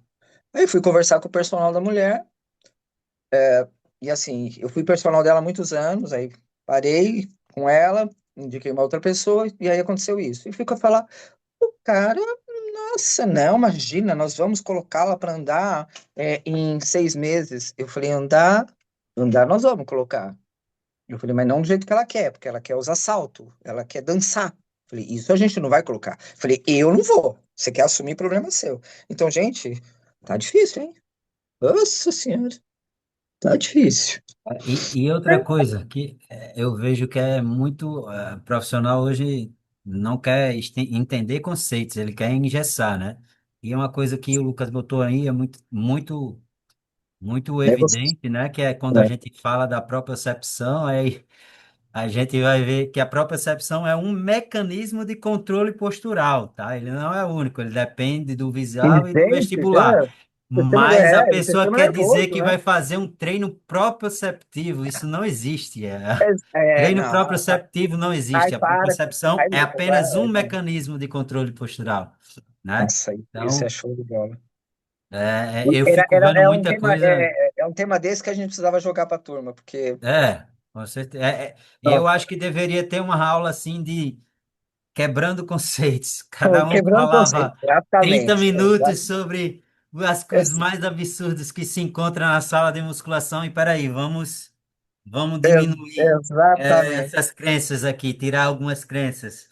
O valgo como fator Não, visível, não, e é o para treino tudo. proprioceptivo, É para tudo. ou a postura em excesso que está relacionada à dor. Não, Vai se ser fosse só um tudo simples. pessoal, vai ser só o pessoal trabalhando, o pessoal no slackline ou em cima de Bozu dizendo que tá trabalhando a propriocepção. Todo mundo Não é, tentando se cara. Não, Não, equilibrar. cara, ali. guerreiro.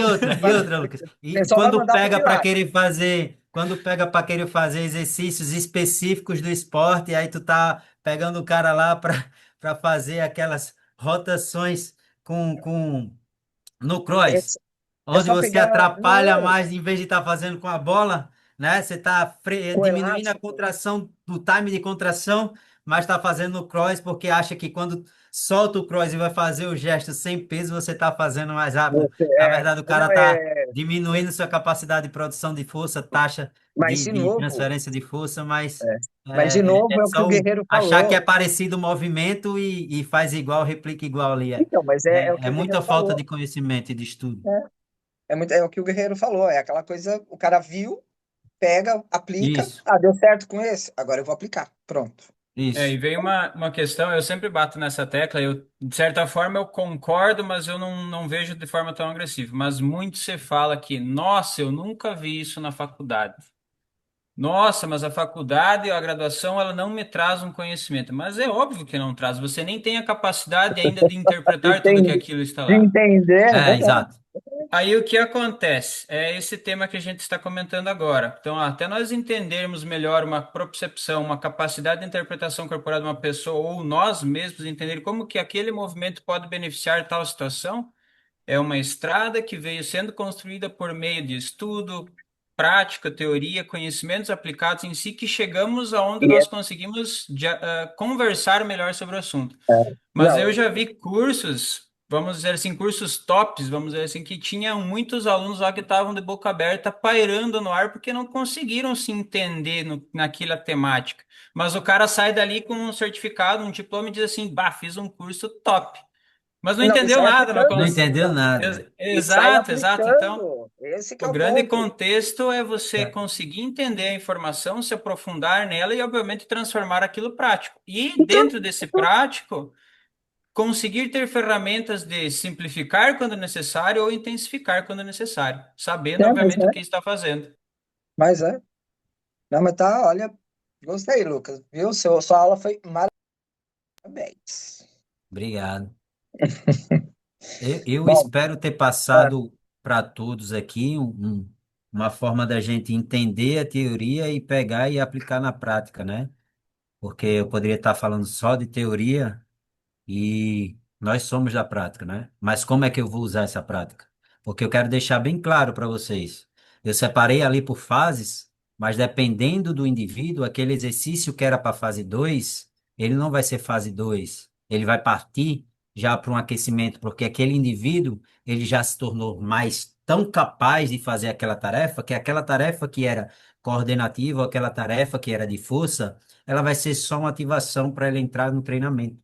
Então não adianta vocês quererem engessar esse modelo, cujo qual eu aprendi e aprendi de vários autores, não e de vários professores, não de um específico, que eu aprendi e botar apenas de uma forma engessada, porque possa ser que não seja a melhor abordagem. Você tem que ver de acordo com aquilo ali. Eu tenho uma capacidade coordenativa boa.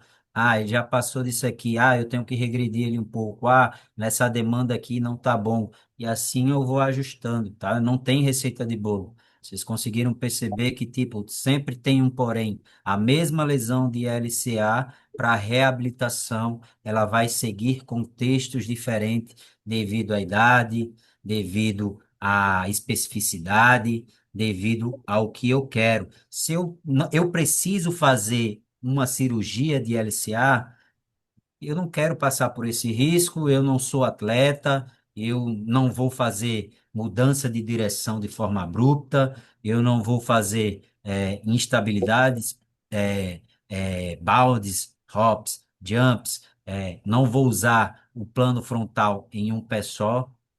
Eu só vou fazer ali, posso estar até correndo na esteira, que para mim tá ok, não tenho essa essa essa estabilidade, precisar dessa estabilidade toda do meu LCA para desempenhar essa tarefa. Então, se eu quiser fugir da cirurgia, eu vou, agora sim, eu vou ter que deixar essas musculaturas bem fortes. Então, essas musculaturas que fazem o papel do LCA, como o sólio ali, em cadeia cinética fechada, como a panturrilha, os gastrocnêmios também, com conexões ali nos posteriores de coxa, para evitar esse efeito gaveta dos meus extensores dos extensores de joelho, eu vou ter que deixar essas musculaturas bem fortes mesmo, para ali sobrepor essa força diminuída do ligamento para estabilização, tá? Mas não necessariamente eu vou precisar fazer uma cirurgia. Então, mais alguma pergunta? Lucas, se quiser meter bronca aí, pode meter bronca. Se quiser fazer Ixi, alguma meter bronca. Lá ele. consideração, lá ele. Ah, está ótimo, sensacional a aula, hein? Show. Gustavo, mais alguma consideração? Iane, Miriane, Thaís, alguma consideração? Rodrigo, acho que o Julião já foi. Elcia, Maristela, Rodrigo, por favor, façam as considerações de vocês. Me marque aí no Instagram, que é importante. Eu tenho uma menininha pequenininha, não pequena, igual a do Lucas. É um menino, né? Eu tenho uma menina, Lucas. É um menino, tá com 8 meses agora. A minha vai fazer 3 aninhos agora. É pequenininha, mas é ultra mega trabalhosa. Então, tem uma menininha para criar. Marca o prof, diz o que achou da aula. Qualquer dúvida, pode falar comigo no Instagram. Eu falo com todo mundo, sigo todo mundo também, não tenho essa besteira. Só que eu quero deixar de antemão aqui para vocês que eu não vou resolver quadro de clientes de vocês, tá? Isso é bastante recorrente no meu Instagram. Professor, eu estou com um cliente aqui com dor disso, aquilo, como eu vou proceder? Não, isso é tarefa de vocês. Eu posso estar dando algum norte de alguma dúvida específica que vocês tenham, e ali a gente vai criando um entendimento e vocês vão ter que meter bronca, tá? Porque aí eu estou fazendo o trabalho de vocês sem ganhar nada, né? E não é assim. Isso demanda tempo e demanda esforço e abdicação. Assista essa aula inúmeras vezes, anota tudo, o que tiver de dúvida, manda para mim, que eu estou à disposição de tirar. Professor, eu fiz isso aqui com o meu cliente, está gerando isso aqui. A gente pensa junto, mas eu não vou te dar a resposta de uma prescrição, porque isso não é papel meu, é papel de vocês, beleza? Então, queria imensamente agradecer. Eu acho que esse curso é, é um divisor de carreira para vocês, porque muito do que tem aqui são abordagens que a gente estudou, colocou em prática, funcionou, além de ser conteúdos recentes e também a prática de antes, né? Que tem muita coisa que é antiga, mas que foi se remodelando e a gente vai botando a nossa prática para juntar, compartimentalizar isso aqui e dar para vocês o melhor para que vocês consigam botar isso aí em prática e se tornarem referência aí na região de vocês. Então, mais uma vez, obrigado. Assistam várias e várias vezes essa aula. Qualquer coisa, fala comigo que eu estou à disposição. Um beijo no coração de vocês e um ótimo final de semana.